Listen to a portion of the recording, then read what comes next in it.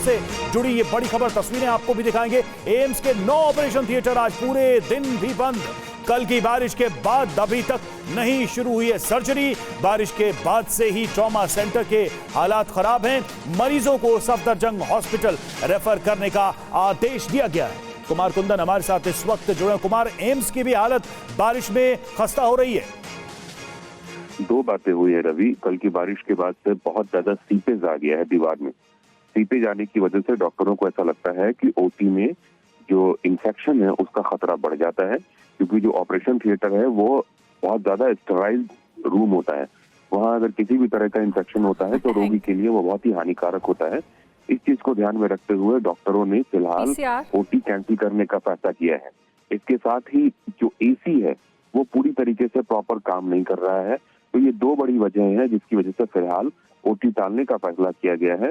और जहां भी ओटी की जरूरत है उन मरीजों को या तो सफदरजंग या किसी और अस्पताल भेजने का फैसला किया गया है।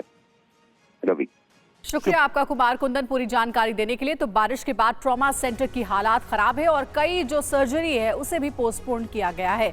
एक और बड़ी खबर है बिहार से। निर्माणाधीन पुलों का गिरना लगातार जारी है। मधुबनी जिले के झंझारपुर में एक और निर्माणाधीन पुल गिर गया है। मधेपुर प्रखंड में भूतिया पिछले 9 दिनों के अंदर बिहार में पुल गिरने की ये 5वीं घटना है। हालांकि इस हादसे में किसी के हताहत होने की कोई सूचना नहीं है। भूथी बलान नदी पर पुल का निर्माण चल रहा था। करीब आधे पुल का निर्माण हो चुका था। गर्डर के लिए शटरिंग बनाया गया था, लेकिन गर्डर गिर गया। 4 पिलर वाले इस पुल निर्माण के लिए 2 पिलर के बीच बीम ढालने के लिए शटरिंग का काम किया गया था। लोग पुल निर्माण में अनियमितता का भी आरोप लगा रहे हैं। बिहार विधानसभा में विपक्ष के नेता और पूर्व उप मुख्यमंत्री तेजस्वी यादव ने इस घटना को लेकर सरकार पर तंज कसा है। उन्होंने निर्माणाधीन पुल का एक वीडियो अपने सोशल मीडिया अकाउंट पर शेयर करते हुए लिखा, 9 दिन के अंदर बिहार में ये 5वां पुल गिरा है। बिहार में पुल गिरने की घटनाएं देश भर में चर्चा का विषय बनी हुई है और उसमें भी टूट गया। 26 जून को किशनगंज में कनकई नदी का पुल पानी का दबाव नहीं झेल सका था। पानी का दबाव इतना ज्यादा बढ़ गया कि पुल का पिलर करीब 1.5 फीट तक नीचे दब गया। उससे पहले 23 जून को मोतिहारी में भी एक पुल ढह गया था। ये पुल ढलाई के तुरंत बाद ही गिर गया था। पुल गिरने की ऐसी ही एक घटना 22 जून को सिवान में भी घटी थी। सिवान में गंडक नदी पर बना पुल अचानक भरभरा कर गिर गया। ये पुल 30 फीट चौड़ा और करीब 30 साल पुराना था। बिहार में पुल टूटने की एक और घटना अररिया में भी घटी। अररिया में 18 जून को एक पुल खोखले सिस्टम का शिकार हो गया। ये पुल बकरा नदी पर बना था और देखते ही देखते धंस गया। 12 करोड़ में बने इस पुल का उद्घाटन भी नहीं हुआ था। ये पुल 182 मीटर लंबा और कुल 3 हिस्सों में बना हुआ था। शुरुआत में पुल का बजट 8 करोड़ रुपए था, लेकिन कुछ न कुछ कमियां निकलती गईं और 12 करोड़ में पुल का काम खत्म हुआ।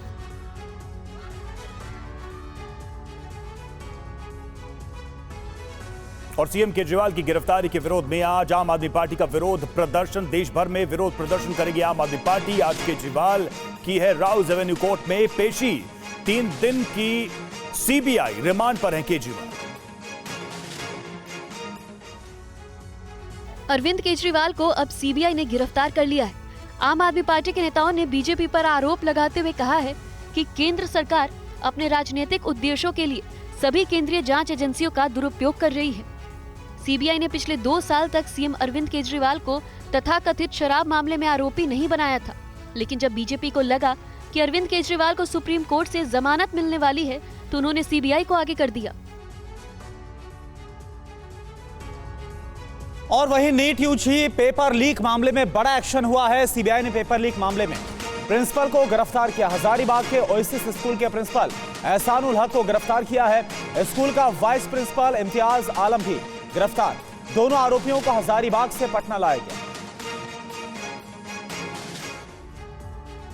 नीट यूजी पेपर लीक मामले में सीबीआई ने हजारीबाग के ओएसिस स्कूल के प्रिंसिपल और एनटीए के सिटी कोऑर्डिनेटर एहसानुल हक, वाइस प्रिंसिपल मोहम्मद इम्तियाज और एक और अन्य आरोपी को गिरफ्तार किया है। सीबीआई की टीम तीनों को हजारीबाग से लेकर पटना पहुंची है। सीबीआई ने स्कूल प्रिंसिपल और वाइस प्रिंसिपल सहित करीब 10 लोगों से पिछले 4 दिनों तक लंबे पूछताछ की है। इसके बाद प्रिंसिपल और वाइस प्रिंसिपल को कल गिरफ्तार कर लिया गया। इसके पहले पेपर लीक मामले की जांच कर रही बिहार पुलिस की आर्थिक अपराध इकाई टीम ने पटना के रामकृष्ण नगर क्षेत्र से अधजला प्रश्न पत्र बरामद किया था। इस प्रश्न पत्र के सीरियल नंबर की जांच से पता चला है कि यह हजारीबाग के मंडई रोड में ओएसिस स्कूल स्थित एग्जाम सेंटर का है।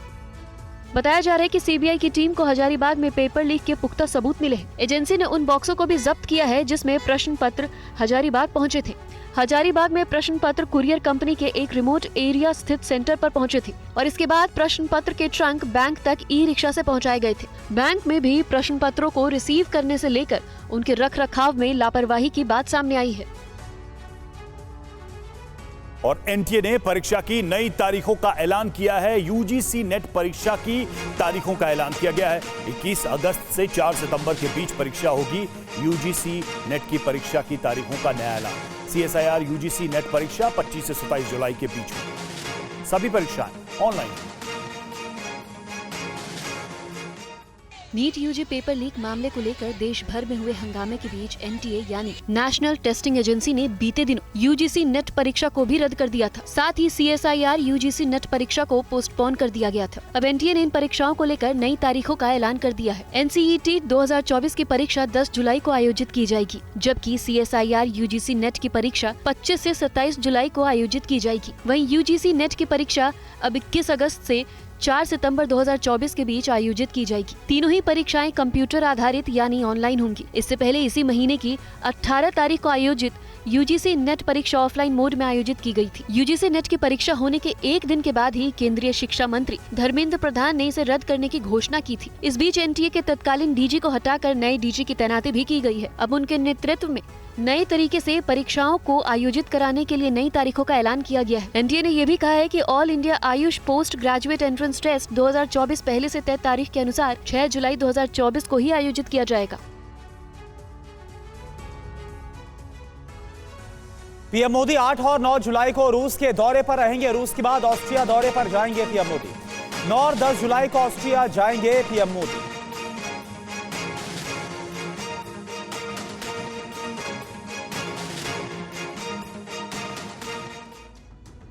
यूरोप और मिडिल ईस्ट में बढ़ते तनाव के बीच पीएम मोदी 8 जुलाई से 10 जुलाई के बीच रूस और ऑस्ट्रिया के महत्वपूर्ण विदेश दौरे पर होंगे। विदेश मंत्रालय के सूत्रों के मुताबिक प्रधानमंत्री 8 और 9 जुलाई को रूस की राजधानी मॉस्को में आयोजित भारत रूस शिखर सम्मेलन में हिस्सा लेंगे।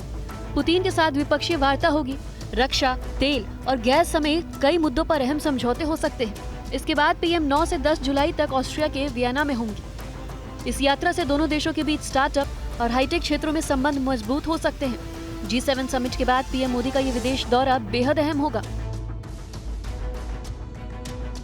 और अब बात उत्तर प्रदेश की करते हैं। अपना दल एस की अध्यक्ष अनुप्रिया पटेल ने सीएम योगी आदित्यनाथ को चिट्ठी लिखी है और राज्य सरकार की नौकरियों में SC, ST और OBC के पदों पर नियुक्ति को लेकर सवाल उठाए।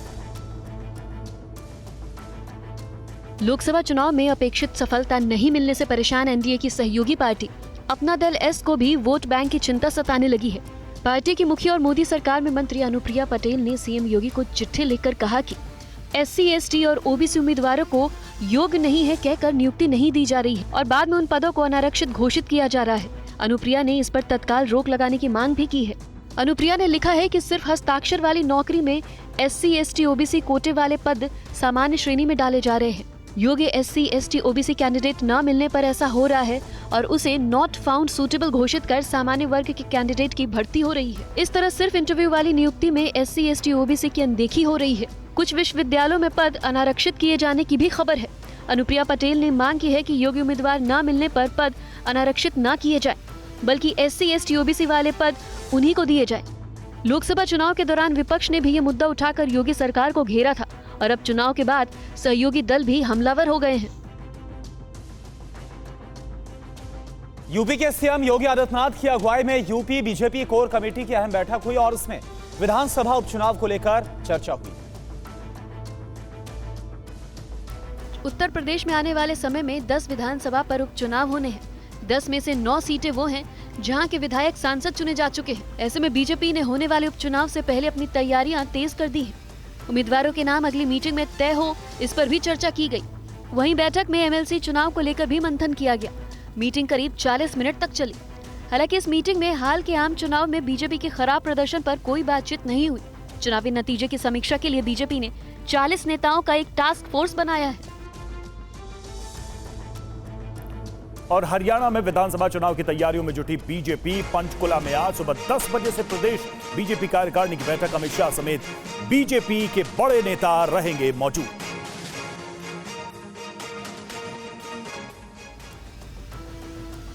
हरियाणा में इसी साल अक्टूबर में विधानसभा का चुनाव होना है। इसे देखते हुए बीजेपी ने राज्य में अपनी चुनावी गतिविधियां बढ़ा दी हैं। आज पंचकुला के ताऊ देवी लाल स्टेडियम में प्रदेश कार्यकारिणी की महत्वपूर्ण बैठक है, जिसमें केंद्रीय गृह मंत्री अमित शाह, हरियाणा चुनाव प्रभारी धर्मेंद्र प्रधान, सह प्रभारी बिप्लब कुमार देव, राज्य के मुख्यमंत्री नायाब सैनी और पूर्व मुख्यमंत्री मनोहर लाल खट्टर समेत कई बड़े नेता शामिल होंगे। ये बैठक सुबह 10 बजे शुरू होगी। हरियाणा में तीसरी बार सरकार बनाने के संकल्प के साथ मैदान में उतर रही बीजेपी के लिए ये बैठक काफी अहम होने वाली है। इसमें पार्टी के जिला और मंडल स्तर के करीब 2500 कार्यकर्ता और नेता शामिल होंगे। इस बैठक में प्रमुख तौर पर केंद्रीय गृह मंत्री अमित शाह पार्टी के पदाधिकारियों को चुनाव जीतने का मंत्र देंगे। लोकसभा चुनाव के नतीजों में बीजेपी हरियाणा की 90 सीटों में से 46 विधानसभा सीटों में पिछड़ गई थी और इसे देखते हुए पार्टी करीब 4 महीने बाद होने वाले विधानसभा चुनाव के लिए अपनी पूरी ताकत के साथ मैदान में उतरने की तैयारी कर रही है।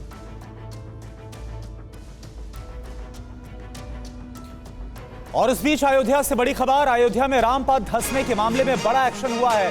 पीडब्ल्यूडी के 3 इंजीनियर निलंबित किए गए हैं। पीडब्ल्यूडी के एग्जीक्यूटिव इंजीनियर, एई और जेई को सस्पेंड कर दिया गया। अयोध्या में पहली बरसात के बाद ही रामपथ में जगह जगह गड्ढे दिखाई देने लगे। सड़क धंस गई, जगह जगह जल भराव हो गया। अयोध्या रेलवे स्टेशन के सामने की बाउंड्री वॉल गिरकर ढह गई और ये तस्वीरें लखनऊ से लेकर दिल्ली तक वायरल हो गई। योगी सरकार ने इसके बाद सख्त एक्शन लेते हुए निर्माण में लापरवाही बरतने के आरोप में पीडब्ल्यूडी विभाग के 3 इंजीनियरों, अयोध्या के एग्जीक्यूटिव इंजीनियर ध्रुव अग्रवाल, एआई अनुज अग्रवाल और एक जेई को निलंबित कर दिया है।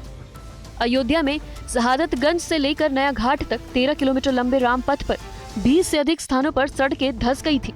आनन फानन में सड़कों के गड्ढों को भर दिया गया, लेकिन अलग अलग स्थानों पर गड्ढे दिखाई देने लगे। इसकी वजह से उत्तर प्रदेश सरकार की जमकर किरकिरी हो रही है। TV9 भारतवर्ष ने ये भी दिखाया था कि पहली बारिश के बाद अयोध्या के कई इलाकों में कैसे पानी भर गया था। जलवानपुरा में जल जमाव से हालत बेहद खराब हो गए थे। लोगों के घरों में पानी घुस गया था, सड़कें डूब गई थी। इसके बाद अधिकारियों की नींद खुली और वो हालात का जायजा लेने मौके पर पहुंचे। और ग्रेटर नोएडा में निर्माणाधीन मकान की दीवार गिरी। दीवार गिरने से 3 बच्चों की मौत, 5 घायल। निर्माणाधीन मकान के पास खेल रहे थे बच्चे।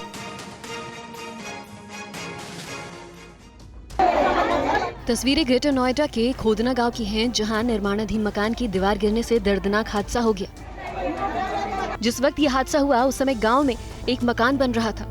निर्माणाधीन मकान के पास ही परिवार के कुछ बच्चे खेल रहे थे। इसी दौरान मकान की छत भर-भरा कर गिर गई। अचानक दीवार गिरने से 8 बच्चे हादसे का शिकार हो गए। दीवार गिरने के बाद आनन फानन में सभी को अस्पताल ले जाया गया, जहां डॉक्टरों ने 3 बच्चों को मृत घोषित कर दिया, जबकि 5 बच्चों को बचा लिया गया। हादसे में जख्मी हुए बच्चों का अस्पताल में इलाज चल रहा है। हादसे की सूचना मिलते ही पुलिस की टीम भी मौके पर पहुंच गई। मलबे में दबे बच्चों को बचाने के लिए रेस्क्यू ऑपरेशन भी चलाया गया। निर्माणाधीन मकान की दीवार आज गिरने से 3 बच्चों की दुखद मृत्यु हुई। शेष बच्चों का हॉस्पिटल में उपचार जारी है, वो खतरे से बाहर हैं।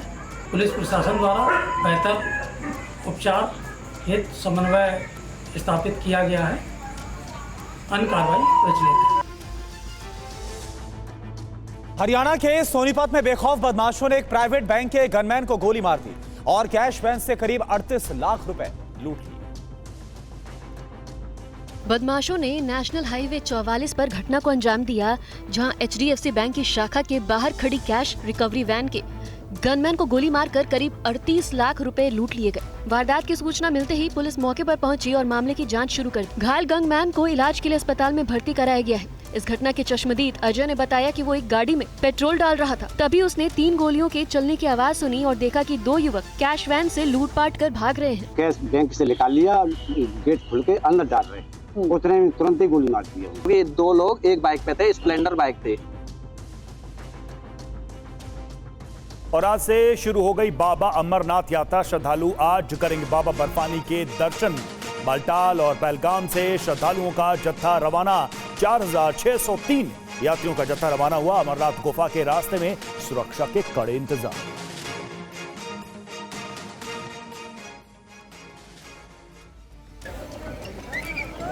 बाबा बर्फानी के दर्शन के लिए आगे बढ़ रहे श्रद्धालु उत्साह और भक्ति से भरे हैं। बालटाल से यात्रियों का ये जत्था 52 दिवसीय अमरनाथ यात्रा के लिए रवाना हो चुका है। ये यात्रा 2 मार्गों से हो रही है। इसमें से एक गांदरबल में 14 किलोमीटर वाला छोटा लेकिन खड़ी चढ़ाई वाला बालटाल मार्ग शामिल है। यहाँ का रास्ता जो है वो कम फासला रखता है। अगर हम अनंतनाग पहलगाम नुनवन बेस कैंप के वाले रास्ते से बात करें तो 2 दिन वाला वो रास्ता है, जबकि यहाँ पे एक ही दिन में अगर हम कहें एक भक्त जो है बाबा बर्फानी के दर्शन करके आ सकता है। दूसरा मार्ग अनंतनाग में 48 किलोमीटर लंबा पारंपरिक पहलगाम मार्ग है, जो बालटाल की अपेक्षा आसान है लेकिन ज्यादा वक्त लगता है। इससे पहले कल 4603 तीर्थ यात्रियों का पहला जत्था बालटाल और पहलगाम बेस कैंप पहुंचा। ये श्रद्धालु 231 गाड़ियों में सवार होकर जम्मू के भगवती नगर यात्री निवास बेस कैंप से 3 लेयर सुरक्षा के बीच रवाना हुए थे।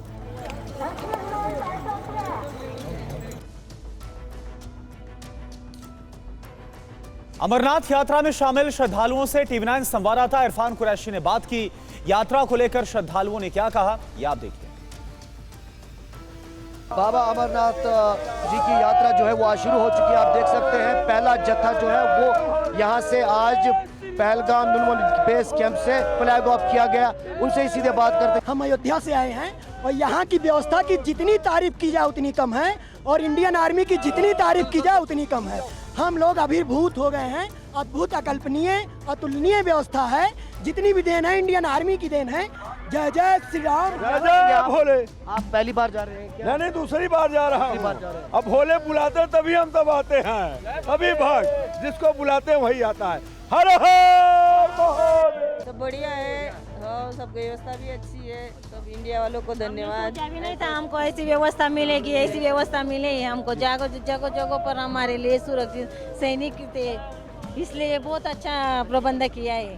तो साफ तौर पर ये देख सकते हैं पहला जो बैच है वो फ्लैग ऑफ किया गया आज यहाँ पहलगाम नुनवन बेस कैंप से। और साफ तौर पर तस्वीरों में आप देख सकते हैं कि और T20 वर्ल्ड कप के फाइनल मुकाबले में आज टीम इंडिया की टक्कर दक्षिण अफ्रीका से होगी। पूरे टूर्नामेंट में दोनों टीमें अजेय रही हैं। यह मैच बारबाडोस के कैस्ट किंगस्टन ओवल मैदान में खेला जाएगा।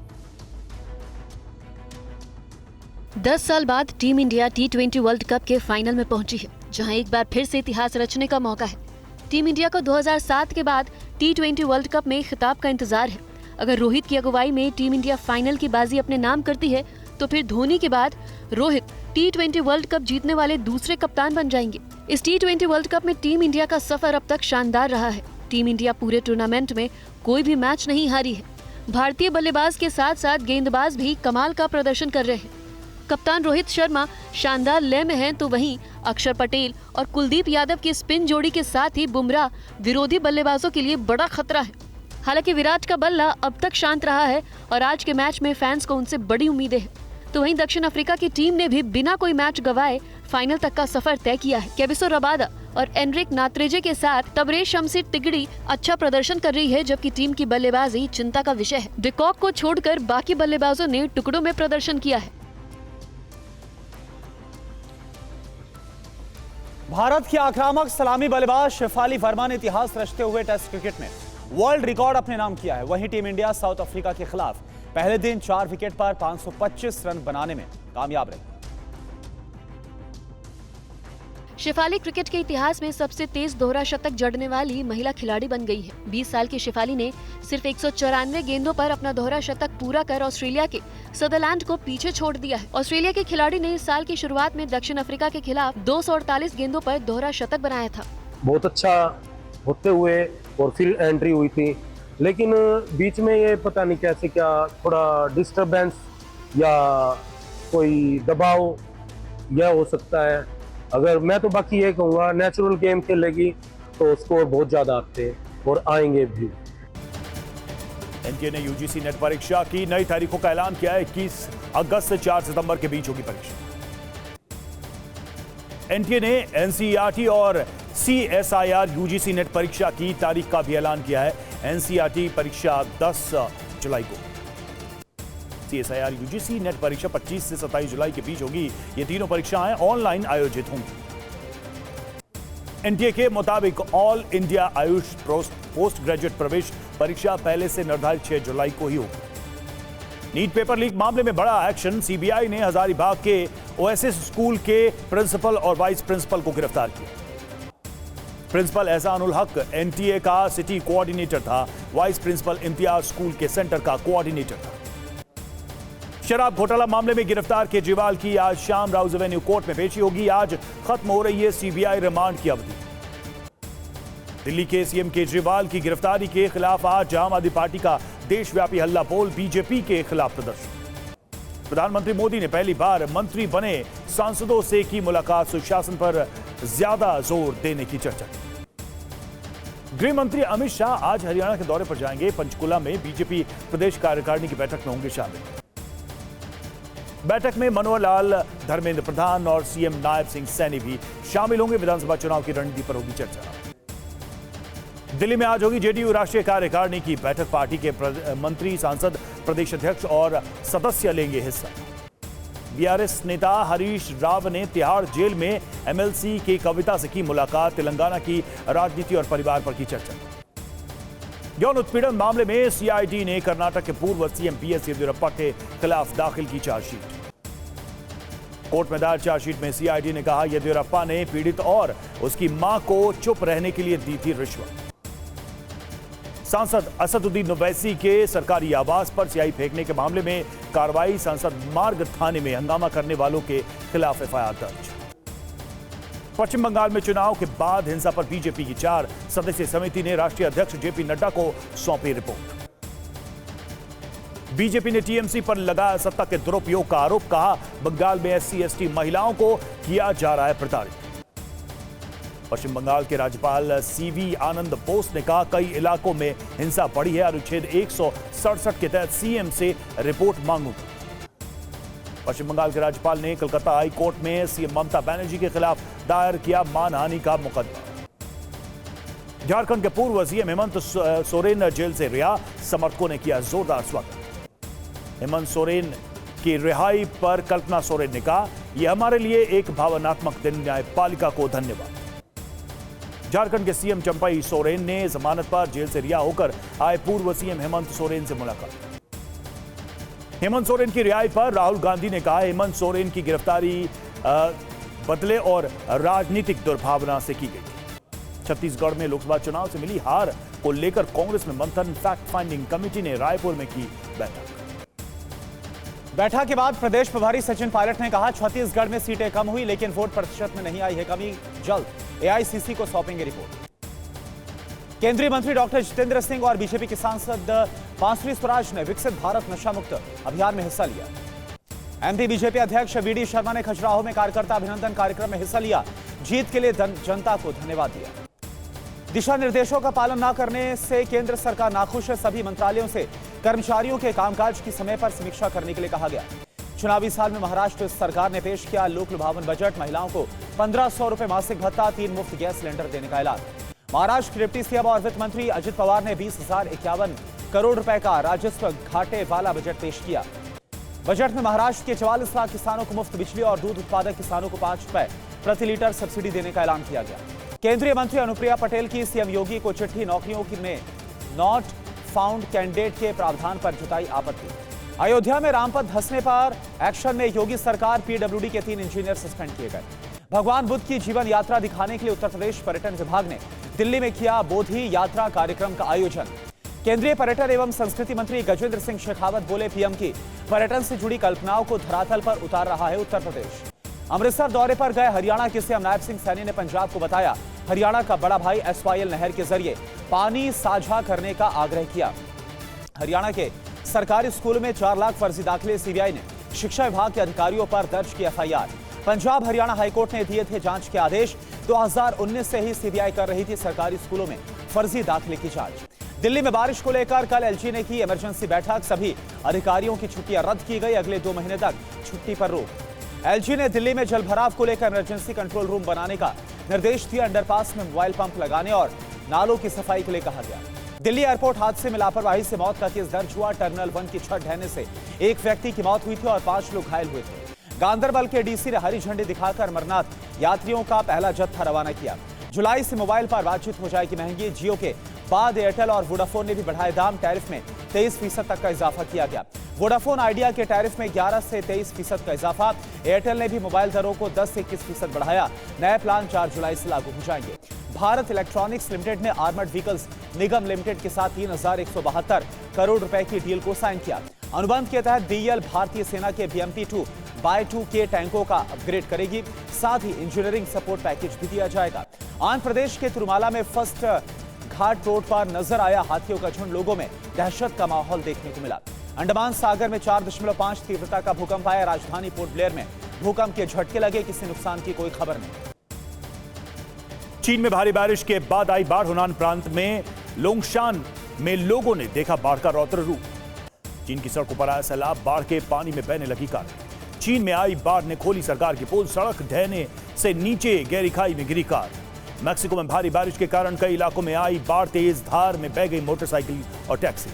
इजरायल सेना का उत्तरी गाजा में भीषण हवाई हमला। धुआं धुआं हुआ शहर। लेबनान में इजरायल पर हमला। इजरायली शहर नहरिया और श्लोमी के हवाई क्षेत्र में घुसे हिजबुल्लाह के कई ड्रोन।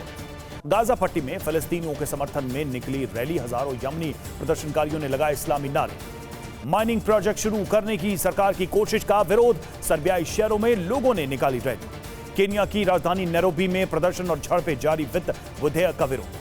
बोलीविया में सरकार समर्थक कार्यकर्ताओं ने निकाली रैली। तख्ता पलट की कोशिश के बाद से जारी गतिरोध। ब्राजील में गर्भपात के अधिकारों को प्रतिबंधित करने वाले विधेयक का विरोध। यमन की राजधानी सना में हूती विद्रोहियों का प्रदर्शन। फिलिस्तीनियों के समर्थन में दिखाई एकजुटता।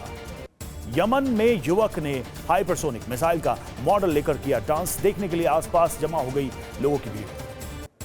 राष्ट्रपति चुनाव को लेकर ट्रंप के साथ बाइडेन की पहली डिबेट। बाइडेन की रुक रुक कर बोलने की शैली ने बढ़ाई समर्थकों की चिंता। इमरान खान को जमानत के फैसले के खिलाफ सुप्रीम कोर्ट पहुंचा है। एनएबी इस्लामाबाद हाई कोर्ट के फैसले को दी चुनौती। ग्रेटर नोएडा में दर्दनाक हादसा। दीवार गिरने से एक ही परिवार में के 8 बच्चे दबे। 3 की मौत, 5 घायल।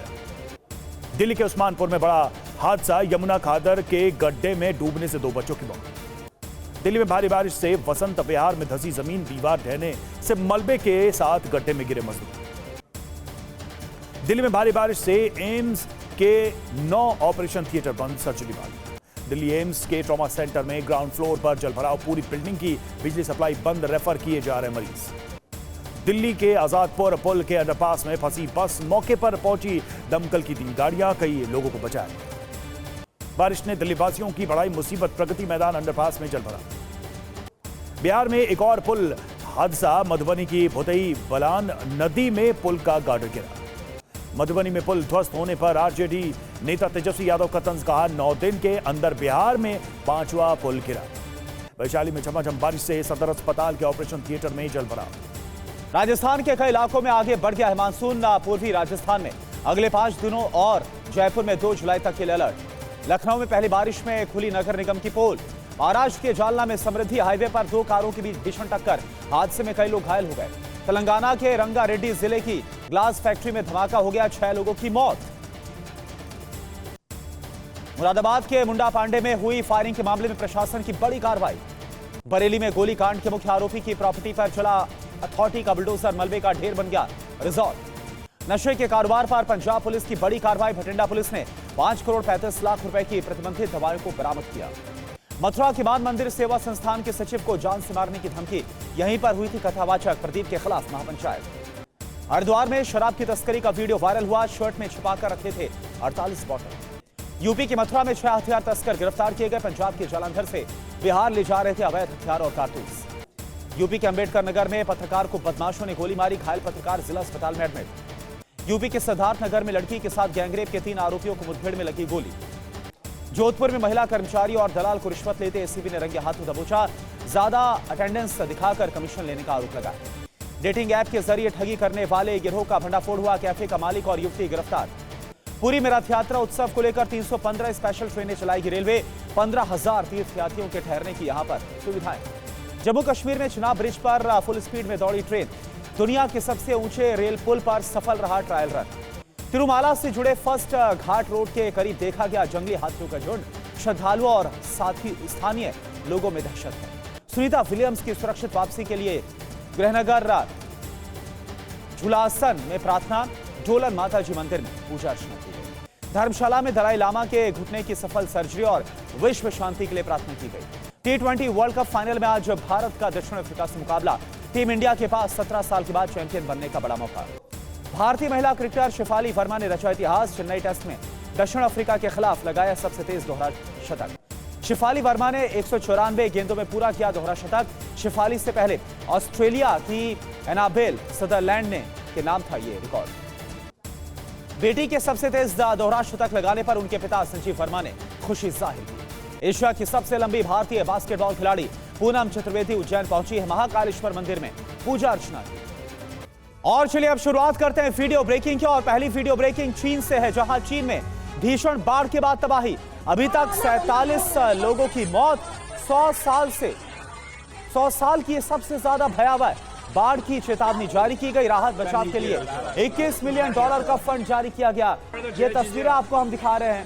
47 लोगों की अभी तक मौत हो गई इस बाढ़ से। चीन में भीषण बाढ़। आप देखिए कैसे जो नाव है, नाव की तरह जो गाड़ियां हैं वो तैरती हुई नजर आ रही है। आपको हर तरफ ये गाड़ियां नजर आ रही है। ऐसा लग रहा है कि मानो पानी में नाव तैर रही है। यह हालात इस वक्त चीन के, और बताया जा रहा है कि 100 साल की सबसे भीषण बाढ़ चीन में इस वक्त देखी जा रही है। अभी तक 47 लोगों की मौत हो गई है।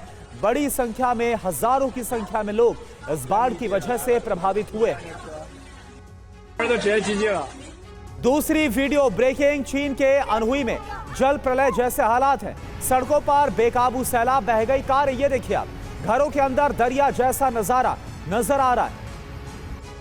तो चीन के अनहुई का ये पूरा मामला है, जहां पर आप देखिए जल प्रलय जैसे हालात है। किस तरह से सैलाब सड़कों पर बहता हुआ नजर आ रहा है। कई कारें इस जल प्रलय में बह गई। तीसरी वीडियो ब्रेकिंग। बाढ़ से चीन के गुआंगझी की तस्वीर आपको दिखा रहे हैं, जहां पर भारी तबाही। उफनती नदियों का पानी शहर में घुस गया है। पानी में डूबे रिहायशी इलाके, शॉपिंग मॉल। ये देखिए किस तरह से लोग किसी तरह से इस इलाके से, जो कि पूरी तरह से पानी में डूबा हुआ है, वहां से निकलने की कोशिश कर रहे हैं। बड़ी संख्या में लोग इस बाढ़ की वजह से प्रभावित हुए। चीन के अलग अलग शहरों में काफी बुरे हालात हैं। ये इस वक्त जो तस्वीरें हम आपको दिखा रहे हैं वो चीन के गुआंगझी की, जहां पर भारी तबाही नजर आ रही। उफनती नदियों का पानी अब शहर में घुस गया है। रेस्क्यू टीम लगातार बाढ़ ग्रस्त इलाकों से लोगों को रेस्क्यू कर रही है। और चौथी वीडियो ब्रेकिंग रूस से, जहां पर रफ्तार का जानलेवा कहर देखने को मिला।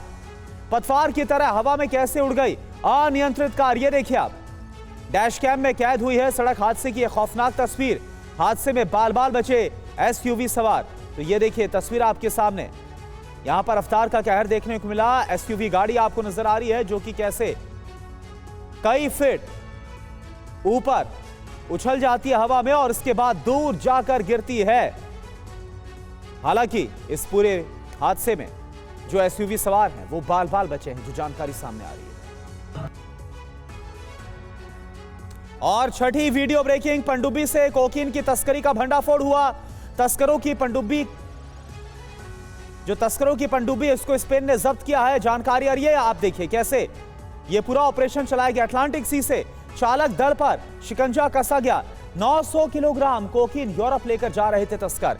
स्पेनिश कानून प्रवर्तन अधिकारियों की तरफ से एक्शन लिया गया। और ये देखिए, ये तस्वीर हम आपको दिखा रहे हैं उसी ऑपरेशन की, जो कि तस्करों के खिलाफ चलाया गया। और इस ऑपरेशन में 900 किलोग्राम कोकीन को जब्त किया गया। अटलांटिक सी से चालक दल पर यह शिकंजा कसा गया है। पनडुब्बी से कोकीन की तस्करी का यह पूरा मामला।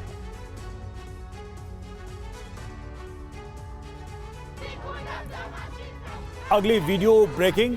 ब्राजील में गर्भपात रोकने के बिल लाने पर बढ़ा बवाल। महिलाओं ने सड़कों पर उतरकर किया प्रदर्शन।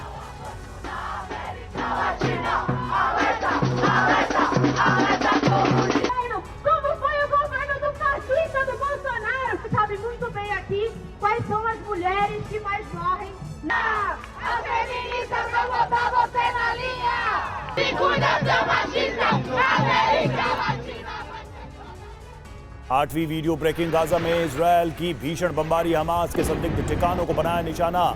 आसमान में दिखा आग और धुएं का गुबार।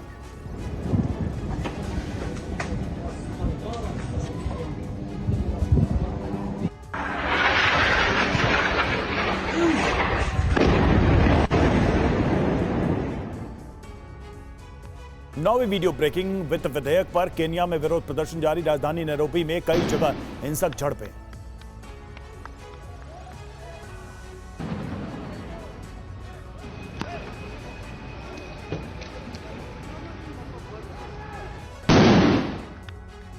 दसवीं वीडियो ब्रेकिंग हिजबुल्लाह का सबसे घातक ड्रोन अटैक। उत्तरी इजराइल पर दर्जनों ड्रोन हमले। हिजबुल्लाह ने 20 से ज्यादा रॉकेट दागे। रात भर इजरायली ठिकानों पर शेलिंग।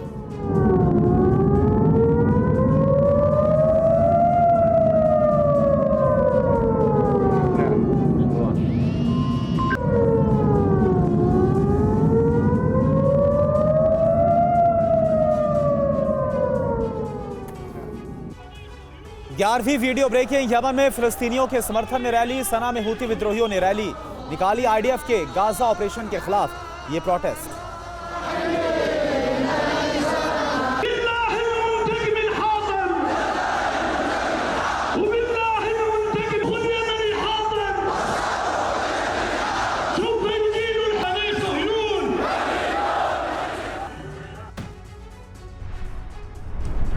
और अब अगली वीडियो ब्रेकिंग। इस वक्त इराक के जिहादी ग्रुप को मिलिट्री ट्रेनिंग। ईरानी सेना के अफसर दे रहे मिलिट्री ट्रेनिंग। जो जानकारी सामने आ रही है, इराक के जिहादी ग्रुप को मिलिट्री ट्रेनिंग। तो इराक में हजारों लड़ाके जंग के लिए तैयार है। हिजबुल्लाह के लिए जंग लड़ेंगे लड़ाके। ये देखिए आप तस्वीरें।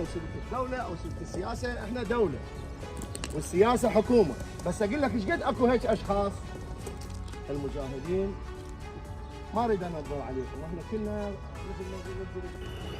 और अब 15वीं वीडियो ब्रेकिंग सर्बिया से, जहां के लॉज़निका में सरकार विरोधी प्रदर्शन जारी है। खनन परियोजना के खिलाफ ये प्रोटेस्ट। लिथियम बोरेट की खुदाई का विरोध किया जा रहा है।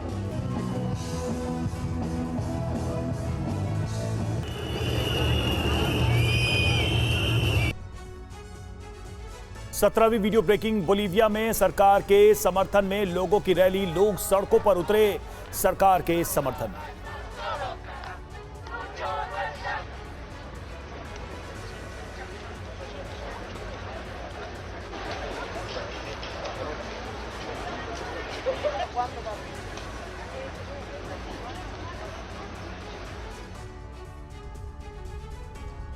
अठारहवीं वीडियो ब्रेकिंग कोबानी में रूस बना रहा नया मिलिट्री बेस। सीरिया के साथ मिलिट्री संबंध मजबूत कर रहा है रूस।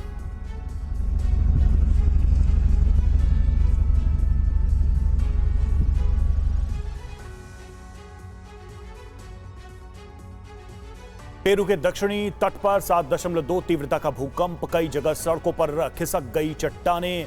किसी के हताहत होने की कोई खबर नहीं।